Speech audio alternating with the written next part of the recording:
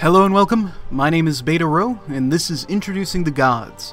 Today we look at Anubis, the Egyptian god of the dead. Anubis is the son of a complicated family structure. His mother, Nephthys, knowing that her husband Set, the god of darkness, was infertile, disguised herself as her own sister-in-law, Isis. She seduced Set's brother Osiris, producing Anubis. It is from Anubis where the practice of embalming and mummifying the dead comes from, as this is what he did for Osiris, his adopted father.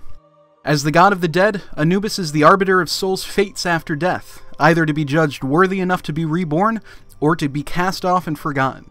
In the game, Anubis is tagged as a ranged mage. He has a fairly average mage build, but one thing to note is his speed. Anubis is the rare god in Smite that has neither a leap nor a dash, and with a slow starting speed, mobility will continually be a concern. Anubis' passive is Sorrow, a debuff resulting from abilities. Any enemy that is hit by an ability has their magical protection reduced by 12, lasting for 3 seconds. Any new ability hit resets this counter, which will be important to keep in mind. His first ability is Plague of Locusts, a cone attack that deals continual damage over time. To point out the obvious, this ability locks you in place for the duration. But like any other elongated ability, you can hit your right mouse button to end the ability prematurely. It does a base of 35 damage, increasing 15 each level, adding 40% of your magical power. The ability hits every half second for 3 seconds for a maximum of 6 hits. It has a decreasing cooldown from 15 to 11 at the highest level. Anubis' second ability is Mummify, and it is an ability that I feel you need to be successful at casting to play Anubis to the best of his abilities. This, along with his next ability, are the easiest way to replace his lack of a leap or dash. It binds an enemy for 2 seconds, and interestingly, the only thing leveling the ability does is to reduce the cooldown from 18 seconds to 14. His third ability is Grasping Hands, a placed area of effect attack. It slows enemies by 35% for 2 seconds, as well as damaging any trapped enemy in the area.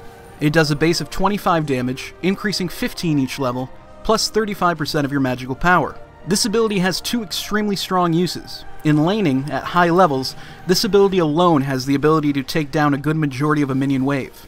And, like his second ability, a Grasping Hands placed at your feet can be the difference between a death and a clean getaway.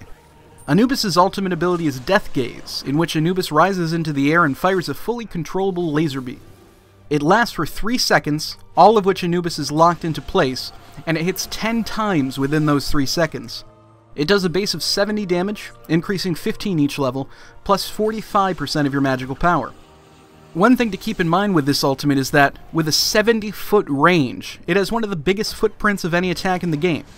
This is not something that needs to be used up close and personal. My preferred Anubis build could be seen as one of the most vanilla mage builds in the game, but with a still growing number of items, there's a reason a vanilla build tends to work. I start with Boots of the Magi to have a small amount of magical power off the start. Hi-rez recommends Boots of Celerity, which has a higher movement speed, especially when out of combat. If you're worried about your sustainability, it's a worthwhile alternative. Because Anubis can have sustainability issues, I tend to split my start of the game by with Warlock's Sash for some added health and mana. Plus, fully leveled up, its stacks can make a big difference. I then move on to the central item to any Anubis build, Gem of Isolation. Because every single damaging ability Anubis has hits multiple times, and because Gem of Isolation's slow stacks with each hit, this item is basically mandatory. Depending on if I'm laned against a powerful mage or not, I'll usually take Voidstone next, for additional magical power, but also some protection. Next, I get the Obsidian Shard for even more penetration, as enemies are surely building against your magic power by now. And finally, my last item is usually the Polynomicon. I can't tell you how many times having that 100% magical damage on a basic attack has made the difference between a kill and an assist, and securing a multi-kill. It also grants lifesteal, something that's worth having in late-game teamfights. There is certainly a reason why Anubis leads so many matches and kills, according to hi-rez's own stats. His delayed damage sometimes goes unrespected by unknowledgeable opponents who don't appreciate his strength. As I said earlier, a well-played Anubis is an Anubis who learns how to manage movement in lieu of having a leap or dash. If you can control your engagements and pick your situations, the cold gaze of Anubis will seal your enemy's fate. Thanks for watching, and please do subscribe for a new guide each Monday, as well as other random Smite videos throughout the week. If you have any suggestions for the series, or any god you'd like to see sooner rather than later, leave it in the comments.